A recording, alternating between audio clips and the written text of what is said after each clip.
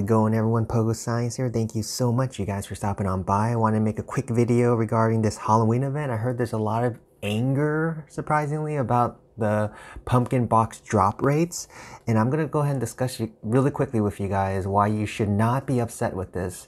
And this is going to go against the grain a little bit, but I'm going to explain why. First, I'm going to go ahead and show you guys the outputs and odds of all these pumpkin boxes. You guys, you see the odds are not looking very hot right now. As you see, if you just focus on the first two rows, there's about a 95% chance that you will only get a reward of 1 pumpkin or 2 pumpkins from each boxes. So you're thinking, oh man, only 5% chance of actually coming out on top, right?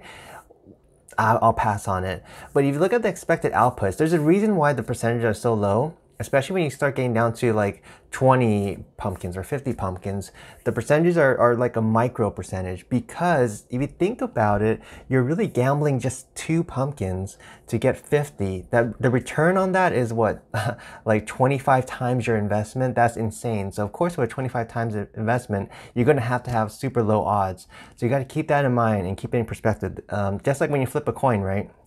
That's just a 50-50 bet. Of course, it should be paying out about the same amount that you're going to be wagering, right?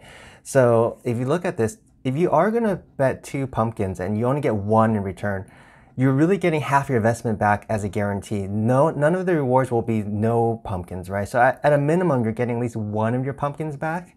So that's why the expected outputs, as you see on the farthest right column, if you actually take the odds times the rewards and then sum up all the expected outputs, this is how much you actually are naturally getting from investing 2 pumpkins into one of these boxes. As you see, it's 1.6605 roughly, give or take. So you're expecting a loss still of about 0.3395, which is not that bad if you actually think about it, because from a business perspective, they can't make the expected output equal to or greater, right? Because it wouldn't make sense. Everyone would just keep on playing pumpkin, buying these pumpkin boxes over and over again. In the long run, they're just gonna have infinite pumpkins and they could buy anything they want, right? So it wouldn't make sense from a business perspective. So you know it had to be less than 2.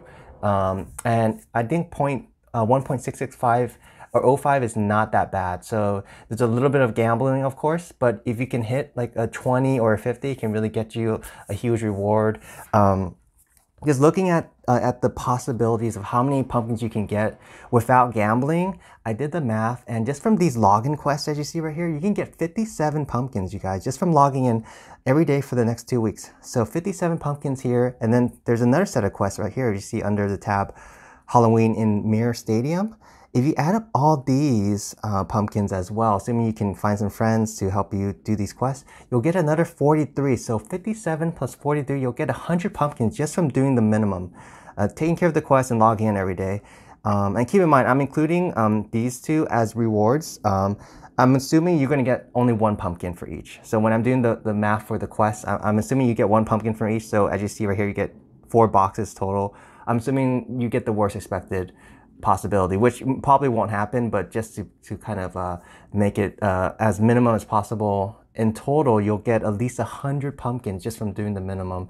And if you look at the rewards, you guys, if you were to exclude that 1-day pass for the battle points, and also assuming you don't gamble, if you just want all the stuff that probably may not be around after this event, will be the Greedent Pass, the borders, the sticker, all these poses, the backgrounds, the hat. If you add up everything, it comes out to 160. So you're gonna have to find a way to get 60 extra points if you want everything. If there are certain things here that you don't want, then that'll be even better, especially if you don't care about the pose or the hat. You can definitely get everything else. And then the reason why there are boxes to begin with is because they want you to have a chance, right? At the end of the day, when you get your Greedent Pass, assuming you don't, let's say you don't really care about anything else really that much, they want to make sure you're just not sitting there with all these excess pumpkins with nothing to do with it. So might as well get something that you want, and then go for something that you want and gamble for it. I think that's what the goal is. So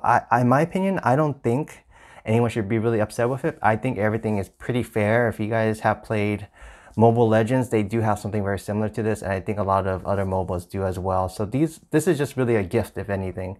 So I wouldn't get upset. No one's really spending money on this. I don't think you can even buy these pumpkins from the shop or anything. So definitely, definitely gamble when you have to, and when you're done buying everything you want and you have some excess pumpkins, just don't let it go to waste, you guys. So thank you so much, you guys, for stopping on by. And if you guys enjoyed these videos for Pokemon Unite, please consider dropping a like, comment, subscribe. More to come, you guys. And everyone have a spooky Halloween. Take care.